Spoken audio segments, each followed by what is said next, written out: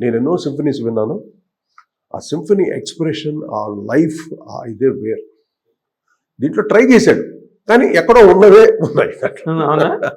Mozart, Beethoven వాళ్ళు చేసింది ఎక్కడో తగులుతాయి డెఫినెట్గా. సింఫనీ అంటే తగులుతుంది అప్పుడు.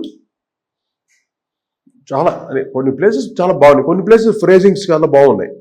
ఉన్నా కూడా దానికి కాదుగా. ఒక సింఫనీ అంటే బీథోవెన్ మొదటప్పుడు ఎక్కడికైనా ఒపేరాస్లో మీరు స్విట్జర్లాండ్ వచ్చేట్లు జెనీవా, లండన్ కానీ యూరోప్లో ఎక్కడ చూసినా సింఫనీ అండ్ ఓపెరా మ్యూజిక్. అక్కడ రాక్ మ్యూజిక్ అసలు ఎలా వచ్చారు అక్కడ. ఎస్, అదంతా కరోనా కొడుకులు బాదుకుంటుంటారు ఒక సైడ్లో.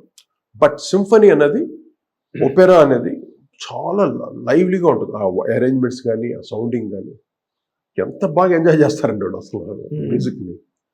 హెల్తీగా ఉంటారు ఆ మ్యూజిక్ ఎంజాయ్ చేస్తారు. So you are not fully happy with Ilaiyaraaja symphony? నాకైతే అంతగా అనిపించలేదు.